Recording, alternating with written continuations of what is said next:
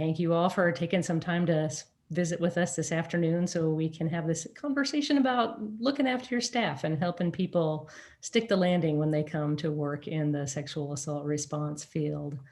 Paula and I are both forensic nurses, so we bring that lens into this conversation, and I'm sure that some of you all are too. And I'm guessing that there are lots of folks here from advocacy too. So my name is Jenny Black. I'm the Director of Forensic Nursing at the Safe Alliance in Austin. I've been doing this work since 2007, have done all sorts of things in it, have been lucky enough to do all sorts of things in it. I have been a member of our SART for a long time.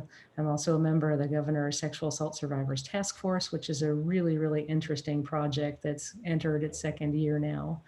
Get to do some help with legislative things this session, also very enjoyable. But one of the things that I love the most is taking the things that we have figured out in our years of clinical practice and kind of packaging them and sending them out into the world to see if they can be of use to anybody else. So thank you for showing up for that. Paula, you want to introduce yourself? Yeah, hi, my name is Paula Marks, and I'm the forensic nursing manager at the Safe Alliance. I have been doing this work since 2015, and I have the pleasure to have been working with Jenny in a wonderful partnership for a really long time. And my role at the Safe Alliance is that I manage the PRN pool. I do a lot of precepting, I do a lot of training. So my lens of this work and nourishing your staff is going to come with that that background. And I'm just really happy to be here. Thank you so much for joining us. All right, I'm going to be running slideshow, but I'm also going to be looking over to this side so I can read my notes on my slideshow because I can't see both views at the same time. So if I'm glancing over to the side, that's what that's all about. There we go. Our objectives today. We're going to talk about barriers to retention and professional growth. We're going to talk about this idea of taking the way that we care for our patients, our clients, our victims, our survivors, and turning those principles and those practices towards our own staff. We'll talk about moral injury, and if that's something that you all have not run into, it's a pretty interesting concept. We'll go into a little bit more detail about it in just a little bit. We'll talk about shared decision-making strategies because that seems to be the number one thing to do that's helpful for having people deal with the stress and the trauma that comes with this work and letting folks have autonomy as providers in this role. Same thing that we do for our patients. And we're going to talk about the practice of using conditional language towards our patients, clients, survivors, and towards our staff. I want to make a quick point before we move on from this one that about retention in the sexual assault nurse examiner field. There was a study that the General Accounting Office did, and I think it was published in 2017 or 2018. And one of the states that was featured in that study estimated that they had trained about 540 sexual assault nurse examiners over a 2-year period. And at the end of that 2-year period, only 42 of them were actually still working. This is something that we see in this field. It hasn't been quite that dire in our experience in our practice, but it's not uncommon to have that kind of attrition. This is difficult work. It takes a lot out of folks too. So this slide is examples of real resignation letters that were given to us when forensic nurses were leaving. Just going to take a moment to have y'all read that, but whenever I read this slide, it's so amazing because you think of a resignation letter as a negative thing, but when you nourish your staff in the way that we're going to be talking about today, this is how they leave. And we think about when we're serving our patients or our clients, we want them to leave better from interacting with us. And that's kind of something that we've been doing with our staff. But yeah, I just think these are beautifully glowing. I'll take a minute so y'all can read that. But yeah, this is something that I'm most proud of, is that these are real examples of people leaving the program. And PRN work is difficult and it's hard. And I want to create an environment where I'm nourishing the staff to where if it's not the right season for them and it's not the right time, then maybe they'll come back to the work.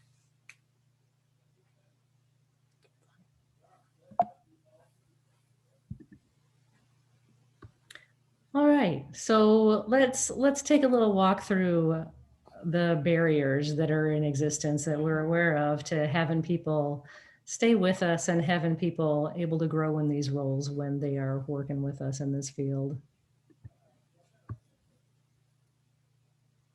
So it's not an irony that's lost on any of you, I'm sure, that their work is funded with criminal justice dollars, and criminal justice outcomes are not something that we see happen very often in this field. You know, the funding for us on the nursing end of things doesn't include things like medical care or follow-up, sending folks out for referrals for other things that they might need, or case management, any of that kind of stuff. And it's too bad, because it would be really great if it did. We know from literature in our field that there's a really strong association between burnout in forensic nurses and programs that are prosecution facing. So that's another thing that we'll talk a little bit more about, how to ameliorate that, and how to set goals and measures for programs that exist outside of criminal justice outcomes. Yeah, and there's a really wonderful article that I can send out or let y'all know, but it came out through the Journal of Interpersonal Violence in 2017. And the article was talking about shifting sexual assault forensic examiners' orientation from a prosecutorial focus to a patient-centered focus, and how important the role of training is. So it's about how we talk about this work. This particular article talks about it with simulation training with standardized patients, meaning people that are trained to do this work as the patient empowerment role, and model that for them. So it's a really, really wonderful article that I send out to almost everybody that is interested in doing this work. Right. So some of the ways that we use, some of the measures that we use for success in our program, you know, and our mission include number of people served. You know, that's an easy metric to report out on. We also use fidelity to protocols, like how good a job are we doing of actually doing the things that we say we're going to do. We also measure it in some ways in our ability to influence public policy. And sometimes it's just our ability to get a schedule covered. That is a no small feat and no small success either.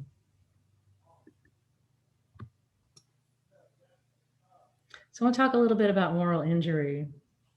You know, we've all heard, when we're talking about burnout and stress and compassion fatigue in this field, that you need to have a better work-life balance, or you need to be better at self-care, or have better coping skills, or maybe you're just not cut out for this kind of work. You know, that's not an uncommon thing to hear in this field. It's not uncommon in healthcare either. Healthcare has a lot of churn in it. The idea of moral injury says that it's not you. It's not that you're lacking any of these things. What the problem really is that we're working in systems that are not designed to either support the people that are working in them or to support the people that are being served. I certainly saw that in my first work as a nurse, working in labor and delivery. It was very difficult, because the system was set up to kind of perpetuate itself in the ease of moving people around, and didn't pay enough attention to what those people who were being moved around actually needed. And it really didn't pay enough attention to what the people who were working in that field needed to feel like that we were doing a good job, or that we were able to care for our patients in a way that was sound and robust and holistic. This is an idea that comes out of the military, and it's kind of moved over into medicine in recent years. The idea at its first inception was that more or less you have to be able to injure yourself morally in order to kill people. So that's the moral injury that's talked about in a military context. And then from there, what are the repercussions of that? It's not Again, it's not the individual, it's the system making unreasonable demands on individuals, and the individuals paying the price for that. So what we see in our field, and probably in nonprofits across the country, is that our patient care and the things that we do that are so impactful on the people that we serve are reduced to metrics, like in grant funding outcomes and things like that. And that's not the way that we need to think about what we're doing. We need to take a much broader view and understand the impact that we're having on each other as colleagues, and the impact that we're having on the patients and the people that we care for. You know, we see in healthcare moral injury showing up looking like dehumanizing patients.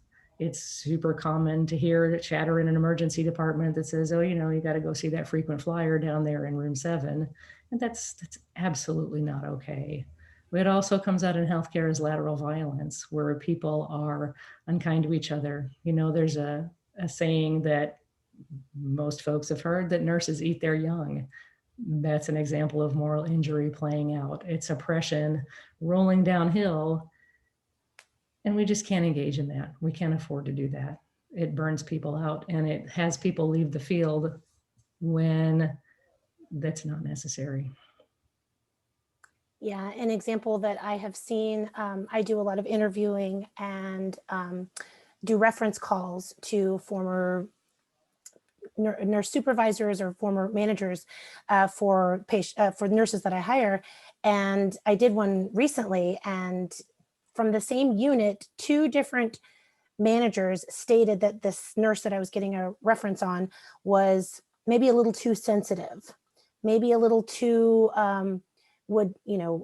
they described it as a negative thing, that this nurse was upset by poor treatment of patients, and they wished, just be careful with this nurse because she's a little sensitive. And I really thought about that for a second, and I was just like, wow, how normalized, and how an actual human compassionate response from this nurse of being in a hospital system that didn't allow this nurse to do what they needed to do to take care of patients, got turned into a negative by a supervisor because they were just, quote, too sensitive. So we see this a lot. And again, I want to really second what Jenny said, is that we got to push back on that. So some of the ways that we address moral injury, again, institutional needs taking precedence over the needs either of the people that are served or the people that are working in the system, by talking about it, naming it for what it is, by keeping workloads manageable, by pulling people off the schedule if they've had a difficult case or if they've had a whole bunch of exams in a short amount of time. We also talk about redirecting burdens that don't belong to us as individuals and whatever our role is at our agencies. An example that comes to mind is about finance and budgeting, right?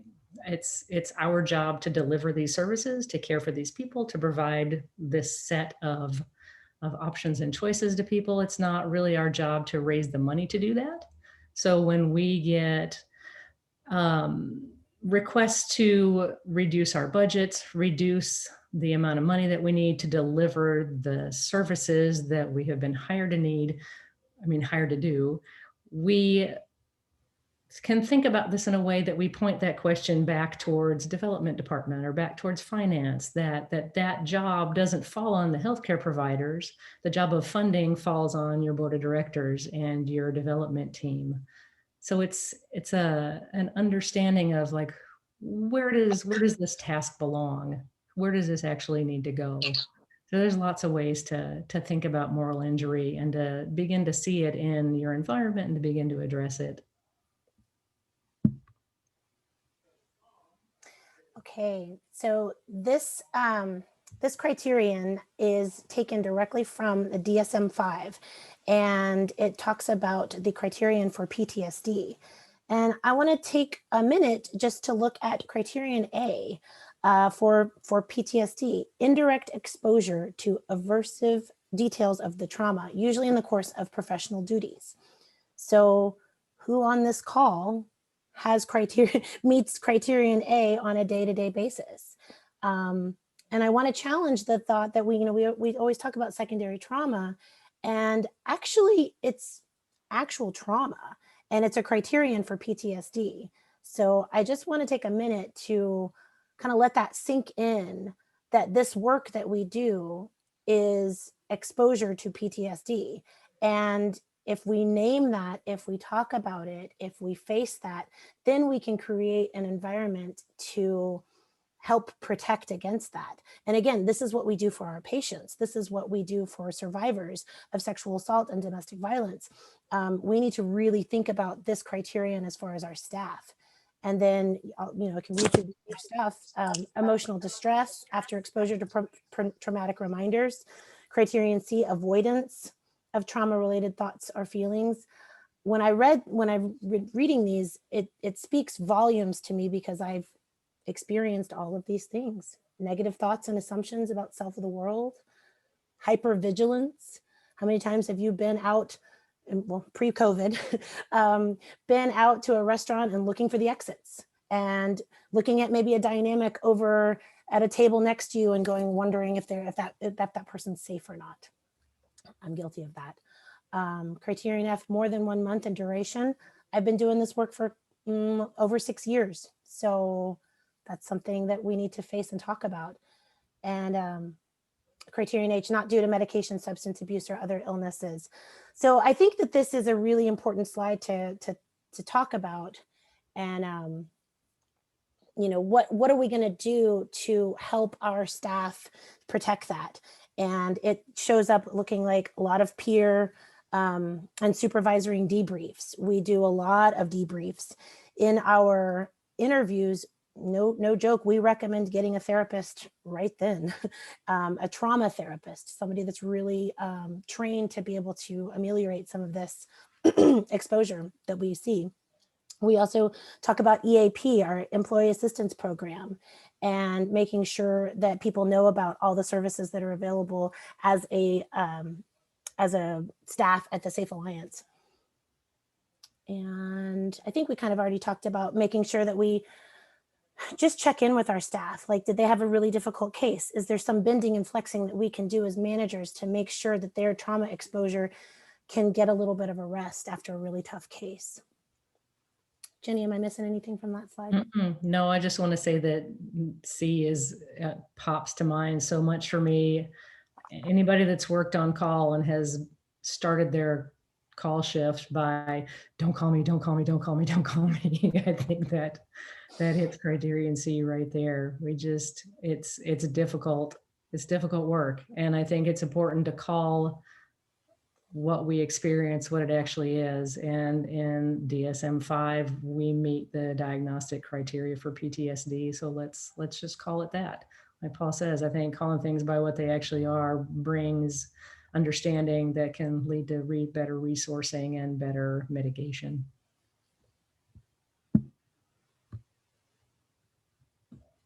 So this was a 2009 study that looked at a good number of domestic violence and sexual assault agencies, and they found that about half of the people that worked there met the diagnostic criteria for PTSD.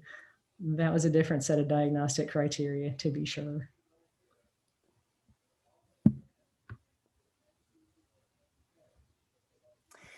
So what resources do we have, and how do we engage with them? So we've talked about a lot of the things that are the challenges. So what are we going to do about it? And the thing that is the most important overarching theme, I think, of this presentation is that we do this day in and day out with our survivors. We engage with them. We do trauma-informed approaches. Now let's turn this towards our staff.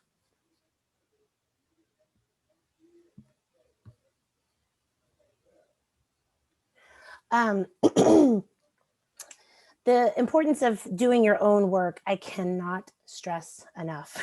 If you're going to be doing this work, I think it's really important that as any kind of leader or manager, seek quality supervision, seek mentors. I will be the first person to admit my wonderful privilege of having Jenny Black be my mentor for the last almost 7 years, and how wonderful of a relationship it has been. And just that quality and that level of seeking somebody that can understand this. And I think what happens a lot with managers and supervisors is that you do really good, wonderful work with direct patient or client care. And so you do such good work, and then you get moved to a supervisory position. But where's the training for that? Where's the modeling for that? And oftentimes we don't get it. I know in the advocacy world, that's not something that happens a whole lot. And so it's just something that I wanted to point out, if you can seek mentorship and quality supervision, and then attending to your own healing and wellness. Self-care can't just be lip service. Self-care has to be something that you're held accountable for, and you're really seeking your own your own wellness as a mode to be able to sustain and do this work. And then model your boundaries, model and set limits. Make sure that you allow the environment to say no. I think it's really important that as supervisors and managers, you model that yourself so that your staff can feel safe in doing it as well. I think a lot of times we get into the scarcity mindset of, a little bit of martyrdom.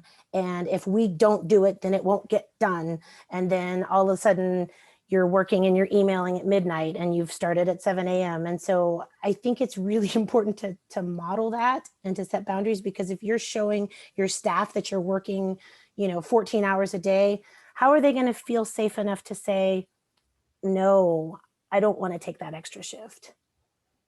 Yeah, that's another example of, let's put the burden where it actually belongs. If you're doing more than one full-time equivalent amount of work, then you need more people to help do the work. And then when we take it on and we do more than our 40 hours or more than whatever it is that you are signed up to do, then that sends the message that we don't need to hire any more people. And that only ends up making things worse, and it gets you into a downward spiral. We try to be very careful about moderating in that area. And I'll tell on myself too that I'd done this work for almost a decade before it occurred to me that I should maybe go get a therapist to talk to about all this stuff. I didn't know what self-care was. When I heard colleagues say, I can't go do that next exam. I'm just done. I have to stop now. I didn't understand what that was about, and I got angry about it. And it's taken some time for me to understand what boundaries mean in this work, what self-care means in this work, how we have to manage those things so that the people that we are supervising can also manage those things.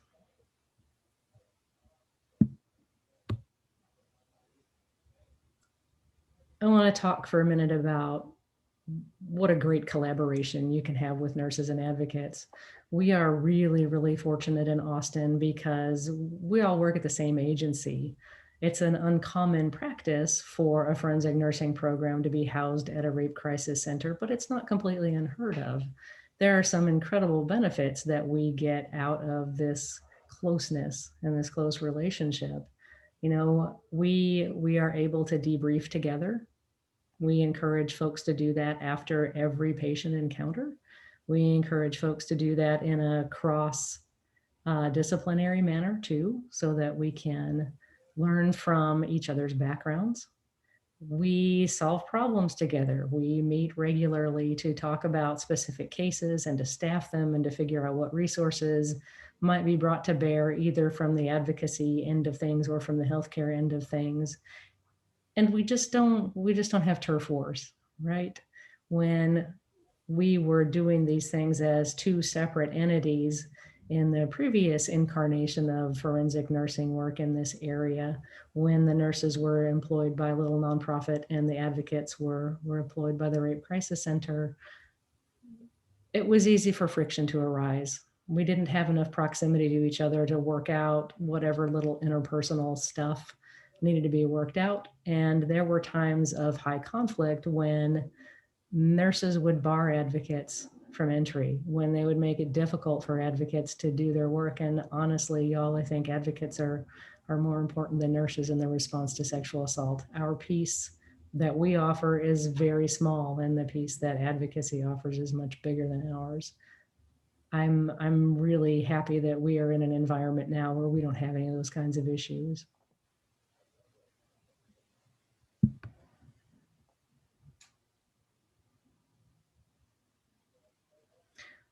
All right, let's talk about some nursing philosophy and some nursing models. JOANNE Duffy is a nurse who has written extensively on leadership and supervision, but this is one of my favorite things that she's done, this quality caring model. What she describes is these 8 factors that are important in patient care, direct service care.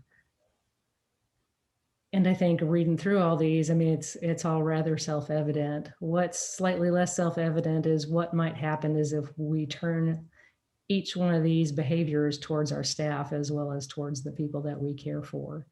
That's been a really bountiful experiment that we've been able to engage in over the course of the last 5 or 6 years, and it's paid off. We have a staff of folks who are happy in their work, that problem solve together, that leave us feedback like you saw at the beginning when they leave our program. Duffy also says, the nature of nurses' work is relationship centered. And when we come from that relationship centering, we are better able to influence positive outcomes in the people that we take care of, and our community at large as well. Yeah, I came from a hospital-based job in labor and delivery.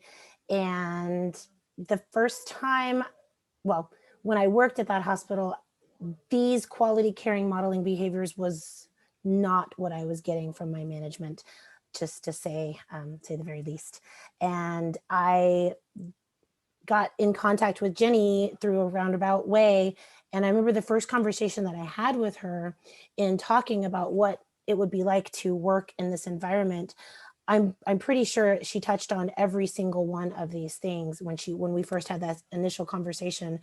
And it was one of the most amazing things, as somebody that was going to jump ship from another, very established job in a hospital to come and work in this environment, which, quite frankly, sounded a little daunting to me, working with sexual assault survivors. But the fact that Jenny utilized these quality caring model behaviors in our discussion made me so excited to go work for her.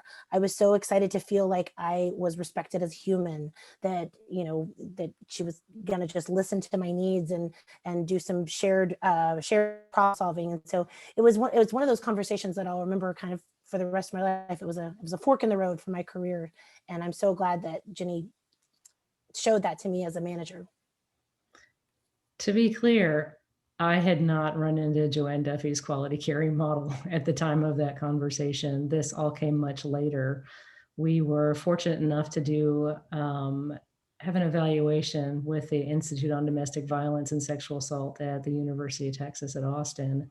And one of the questions that I asked those folks was, help us understand what it is that we're doing, because I think what we're doing is a little bit different than the way that healthcare is normally delivered. And they came back with a handful of different nursing theorists, and JOANNE Duffy was the one that mapped the closest on what we're doing.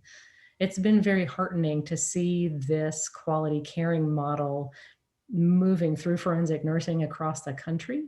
One of the biggest proponents of it is in Massachusetts. The National Telehealth Center has adopted these quality caring model behaviors as the foundation for the way that they provide telehealth services to sexual assault survivors across the country. Everything that they do is filtered through this model. And if it is adherent to it, then they go ahead and they do that. And if what they're proposing does not fit this model, then they don't end up doing it. It's like I said, it's quite heartening to see this being talked about and adopted in healthcare in a way that's not just we're giving it lip service and we're going to write this on a grant application. This is actually what's happening on the ground. Yeah, and I just wanted to add in that telehealth model, this quality caring model behaviors is also aimed at when the telehealth nurse is speaking with the nurse at the ED.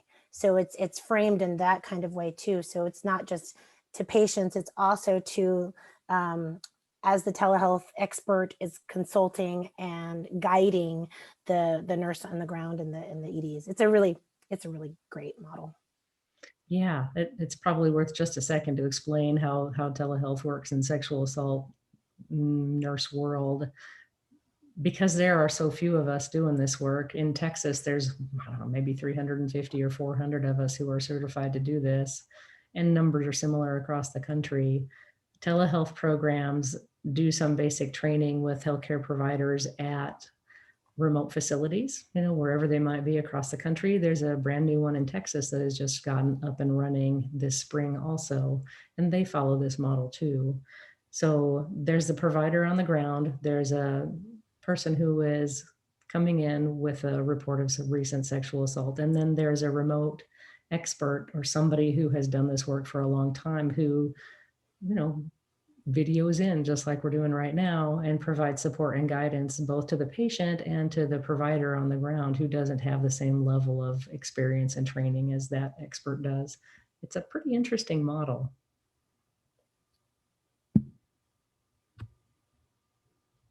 Okay, so just to kind of give more information about the relational aspect of leadership is, center relationship in your leadership.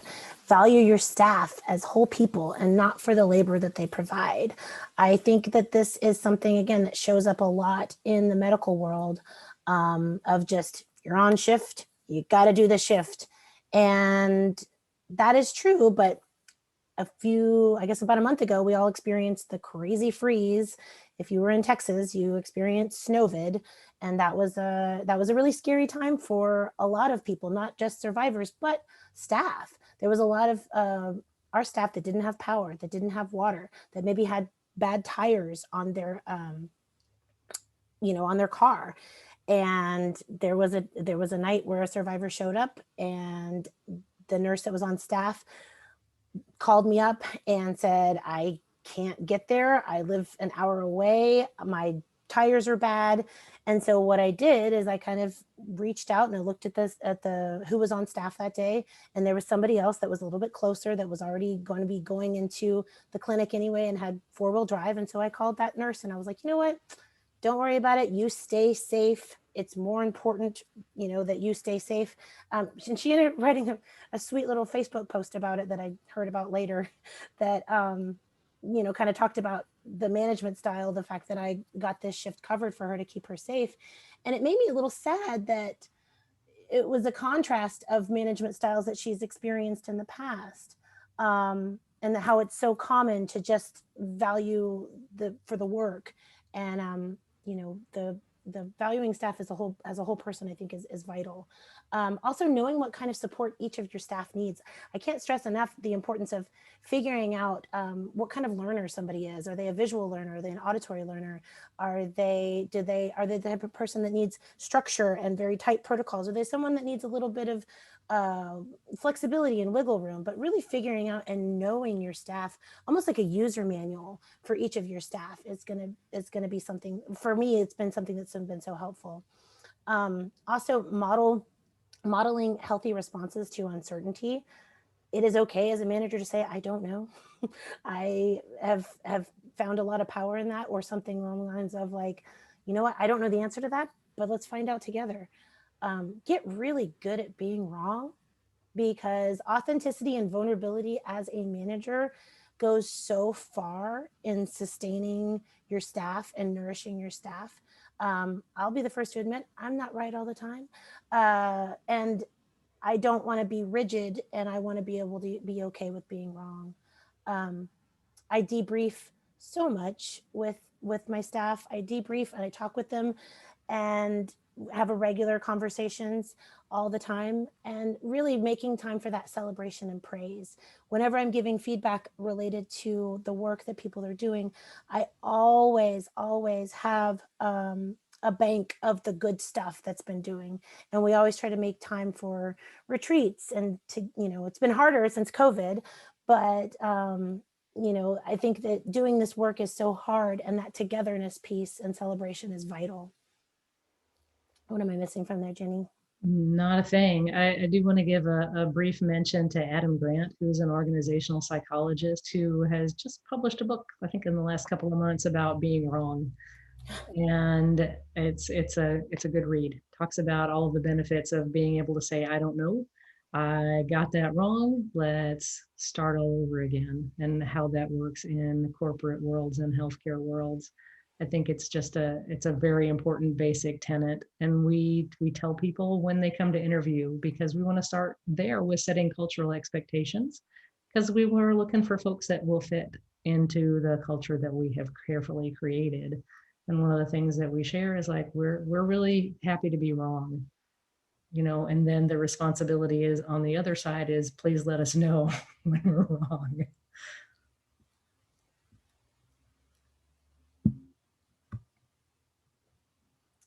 Okay, this quote came from a 2017 publication in the National Sexual Violence Resource Center. It was a 4-year project, the Sexual Assault Demonstration Initiative.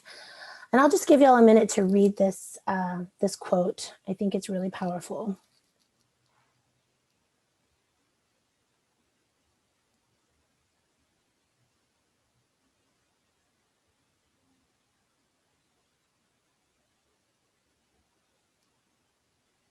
And I think that, oh, go ahead. What were you going to say? Well, that's a good summary of the last couple of things that we talked to, and it also points to where we're heading next.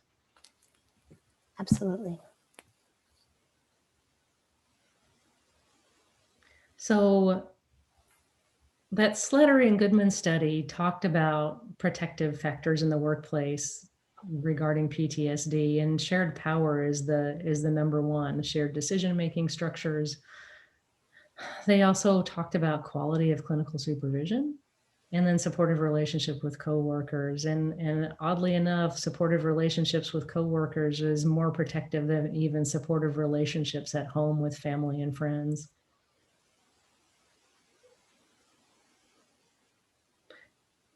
We participated in the first prospective study about sexual assault survivors, looking at how do people respond, how do people recover after a sexual assault. And that study found about the same numbers as the Slattery Goodman did when they were looking at PTSD rates with sexual assault patients. At 6 months, it was about 50%.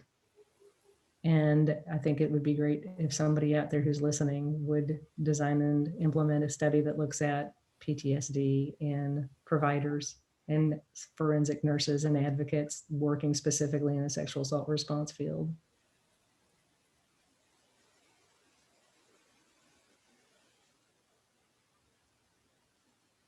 Anything you want to throw in there, Paula? I just am always amazed of that fact that supportive relationships with coworkers is more important than the supportive relationships at home. So I just like to take a minute to think on that, to really promote the development of your work culture, because that right there is such a protective measure. Because again, the work is hard enough. The work is going to give us, like we talked about earlier, PTSD. So what can we do as leaders to support that? So, I just, that when I read that, it really just sunk in. Yeah, it's interesting to note that it's not, your workload. It's not how much money you get. It's not your paid time off. It's not your benefits. It's not even your own history in this area. It's a shared governance structure that is protective of PTSD for people that work in this field.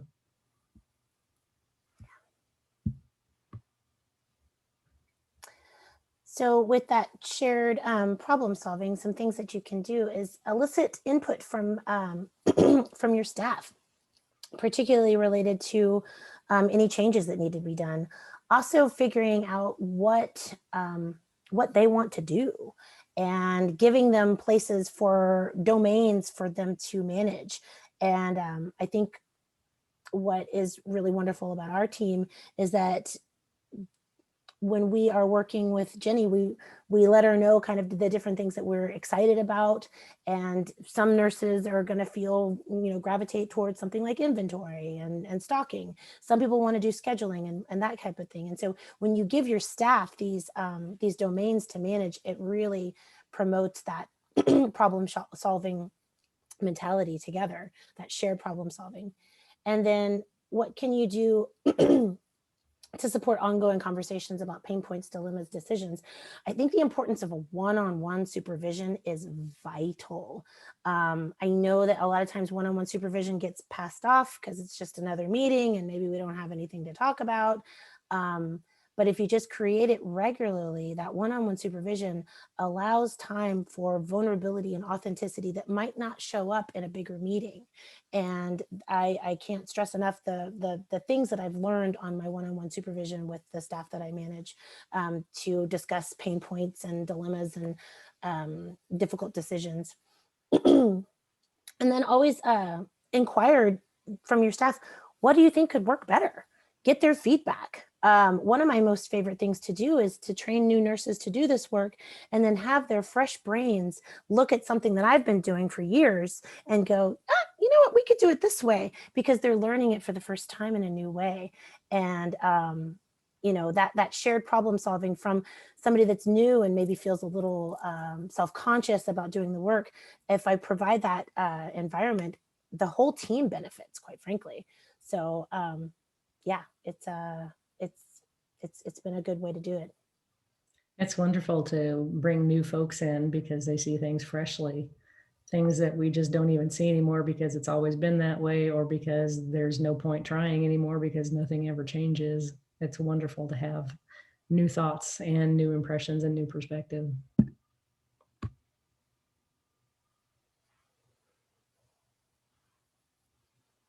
Oops, I think I skipped ahead on my notes.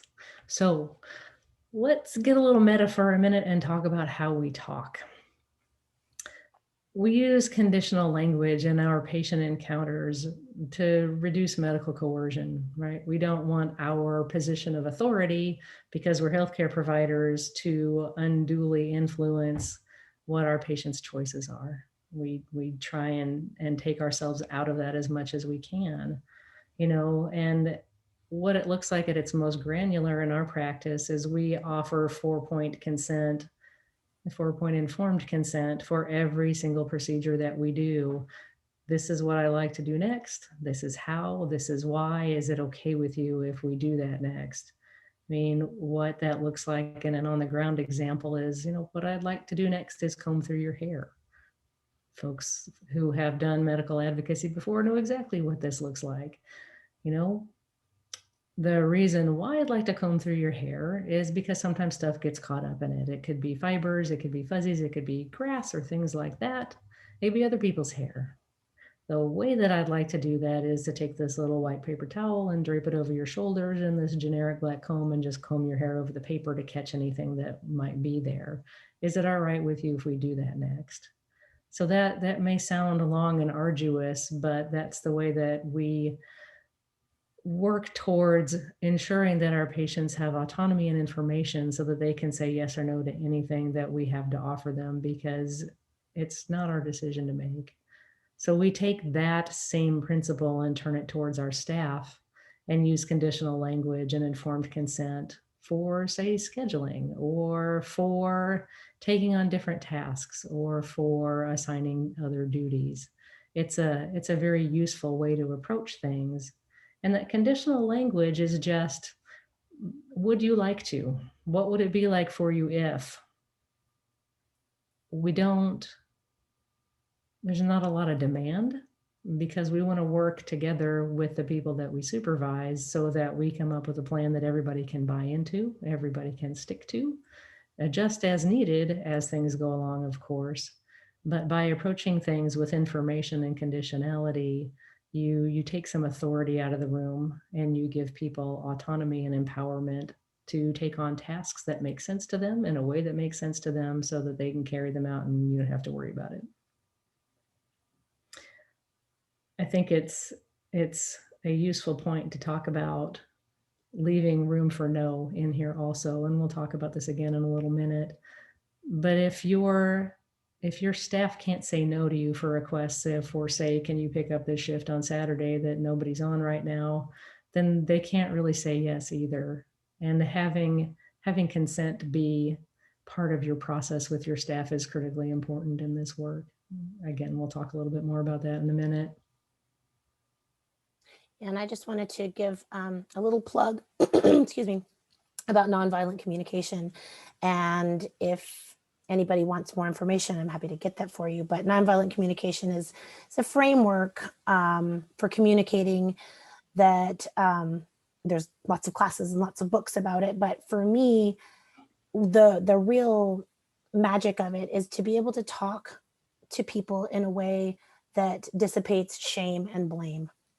And when you're giving feedback and when you're managing somebody, those types of skills to ameliorate shame and blame are so vital and so important.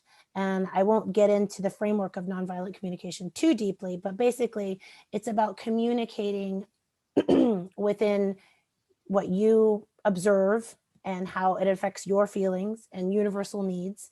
And we can all communicate on universal needs. And so what an example that might look like is, maybe to a staff that was late to a meeting, I am worried that you showed up late to this meeting because I know that you value information and I value information too. And I just want to make sure that you're here to get all the information.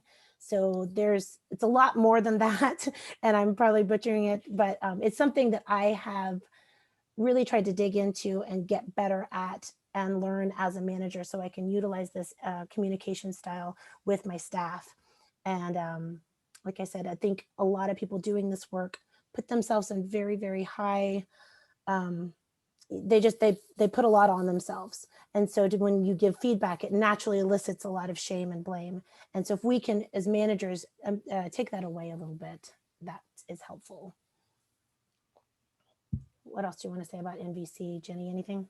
It's glorious stuff. I'm a novice at it. Me too. But it's very rich inquiry into how do we talk to people and make requests of people in a way that doesn't cause any harm. I think we've talked about each one of these points that have to do with creating a culture of consent already. Yeah, and feedback safety. So in our work, we do things called, they're called chart reviews. And so every case that a nurse does, there is somebody that reviews the chart to make sure everything was okay, related to spelling errors or did everything get uploaded or how did they write this? But it can be a place that I think requires a lot of safety, like I talked about. Setting expectations. For these types of feedback sessions, I limit the time frame to an hour because when you're giving feedback, I think anything over that, at least in our experience, is a little bit much. And so really setting the expectations of we're going to talk about this for an hour and, kind of keeping it to that time frame. It is a very non-punitive conversation. I have seen other places where chart reviews and feedback is kind of infused with shame and blame. And we don't do that in our team, mostly because, again, we're trying to think about nourishing our staff. And so it's non-punitive. And the learning goes both ways. I mentioned this earlier. People that are brand new to this work have such rich things that they can add.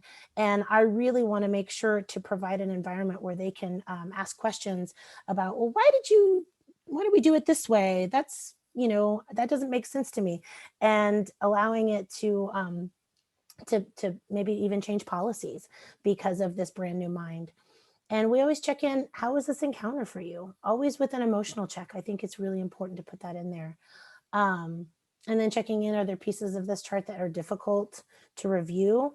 Allowing people to maybe not read over a history that they have read again, because it might, it's exposure, and being mindful that if somebody's reading their history that they took on this patient history, that's more trauma exposure.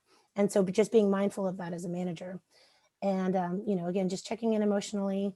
And we talk through any questions that come up with this stuff. I think it's really, the feedback safety is vital, because we want everybody to do a really wonderful job, but we want to provide an environment where that feels good. That's all I got to.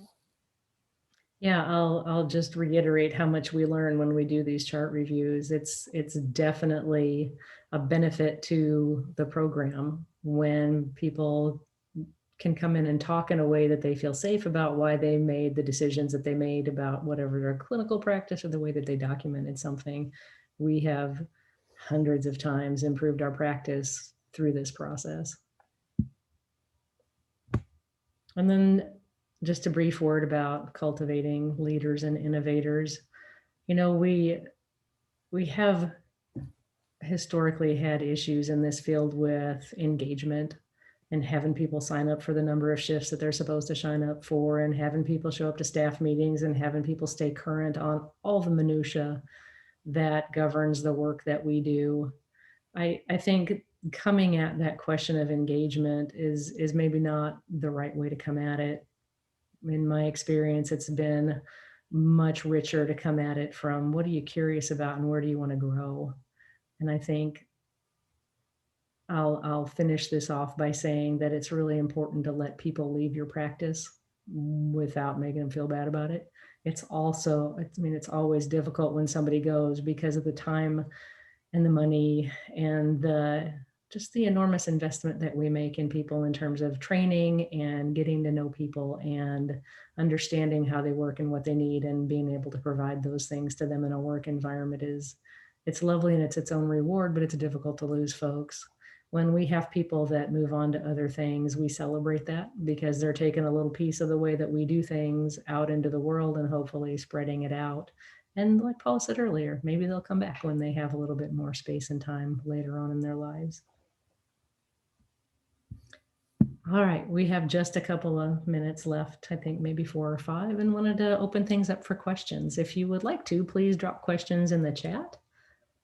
And either Paula or Kristen can share them. I'm just going to leave this slide up. It doesn't allow me to look at the chat. There was a question about information that y'all were talking about earlier, and I'm not sure what the question is referring to. So Janet, if you want to just unmute yourself and ask, that would be great.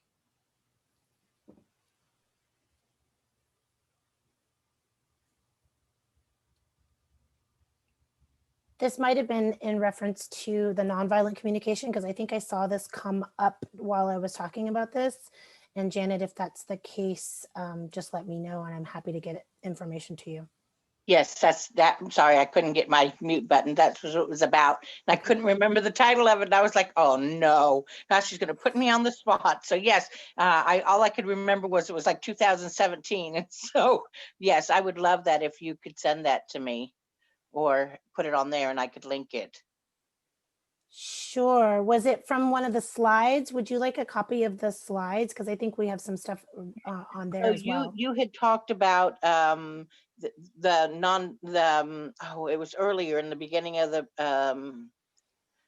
at the beginning of the program. You talked about something that had something to do with 2017. It was a study. Yeah, there was one at the very beginning where we talked about the General Accounting Office study that talked about sane nurse retention rates. Was it that thing?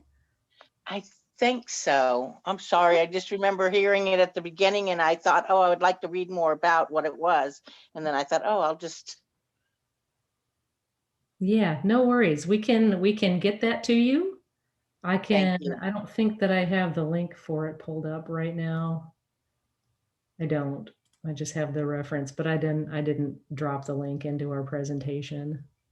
You know what, Jenny, in the next one, if you want to put your email address, then There we go. if you move on to the next, yeah. Because Please feel free to reach out with questions that we didn't have time to answer here. And for those of you who are interested in nonviolent communication, I think a good starting point is a book called Say What You Mean. The author is Oren J. Sofer. He is a Buddhist meditation teacher, mindfulness training teacher, also a somatic experiencing practitioner. For those of you who are aware of body-centered therapies for trauma, that's one of my favorite ones.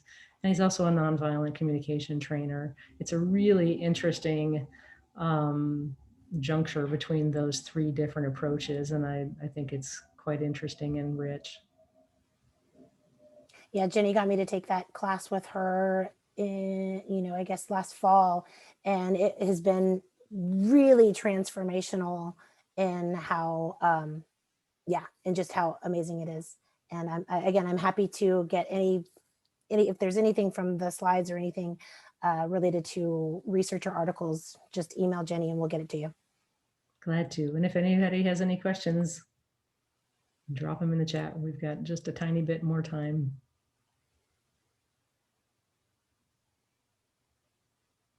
And if not, it's been lovely spending an hour with you all this afternoon. I hope that there are little bits and pieces that you can take and plant in your own soil and cultivate and grow in a way that works within your own programs and in your own communities. And like Paula said, if you've got other questions or you'd like additional information about anything that we talked about today, please email. We'll get right back to you.